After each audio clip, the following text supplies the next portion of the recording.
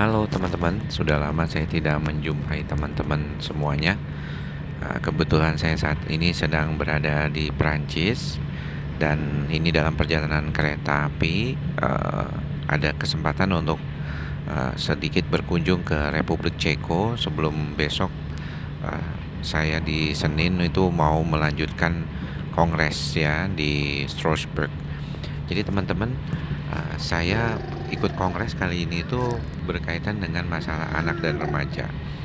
Walaupun dalam prakteknya saya tidak menerima pasien-pasien anak dan remaja, tapi menurut saya mengikuti perkembangan di bidang remaja, apalagi saat ini juga banyak pasien-pasien yang usianya mungkin sekitar 20-an, di bawah 25 ya, generasi Z, tapi memiliki masalah terkait dengan kondisi kehidupannya.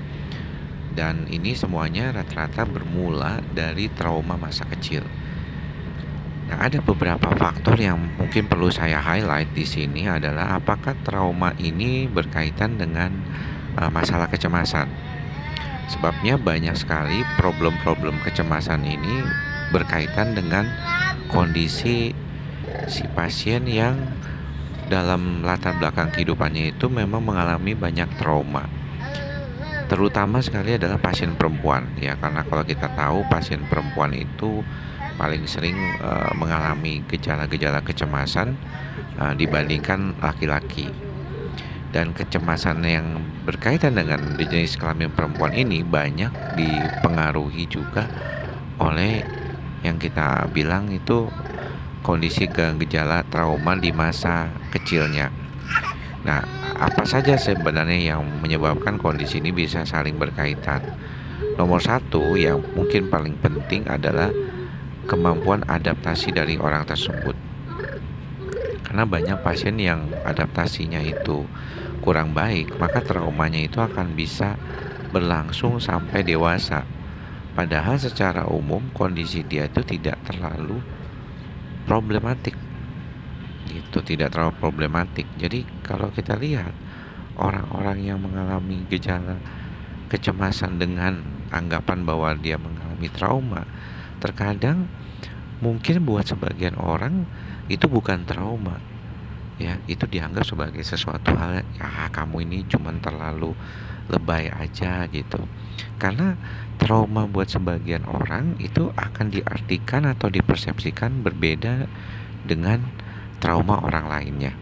Nah, dari mana kondisi itu bisa berbeda? Bisa jadi dari kemampuan adaptasi orang tersebut, kemudian dari pembelajaran ya, pembelajaran orang tersebut juga seringkali menyebabkan situasi yang berbeda dalam mengatasi problematiknya.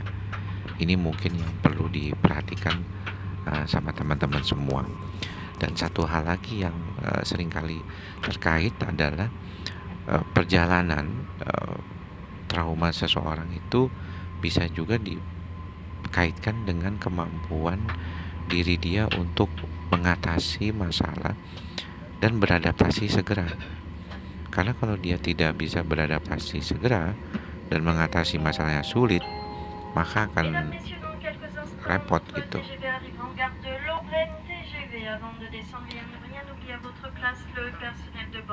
Jadi problem utama yang terkait dengan itu adalah kemampuan. Nah, kemampuannya ini seringkali berbeda nih. Di antaranya adalah kemampuan adaptasi tadi kita bilang. Nah, kenapa kemampuan adaptasi bisa berbeda? Karena faktor lingkungannya seringkali juga berbeda gitu ya. Keadaan-keadaan seperti itu bisa membuat adanya suatu keadaan yang berbeda, karena misalnya orang tuanya cara ngajarinnya beda, lingkungan tempat dia tinggal juga beda, dia sekolah di tempat yang berbeda. Orang tua mungkin membiarkan adanya yang anaknya itu menghadapi sendiri masalah, tapi ada juga yang semuanya dibantu, sehingga terkadang membuat dia jadi tidak mandiri. Nah, dengan ketidakmandirian inilah yang akan menyebabkan kondisi yang berbeda tiap orang dalam mengatasi masalahnya. Jadi kalau misalnya trauma masa kecil, bullying gitu ya, itu juga ada beberapa yang nggak selalu pas. Makanya tiap orang mesti perhatian pada hal seperti ini. Saya berharap teman-teman mampu mengatasi masalah-masalah teman-teman. Buat yang masih muda atau Gen Z atau Gen Alpha yang mungkin juga mendengarkan, mungkin ada perlunya juga membantu diri untuk mengatasi masalahnya sendiri dan belajar pelan-pelan, karena bukan cuma obat tapi juga bagaimana cara mengatasi perasaan-perasaan tidak nyaman akibat kondisi yang ada. Semoga apa yang saya sampaikan ini bisa membantu teman-teman, dan jangan lupa untuk tetap ikhlas, sabar, dan sadar. Salam sehat jiwa.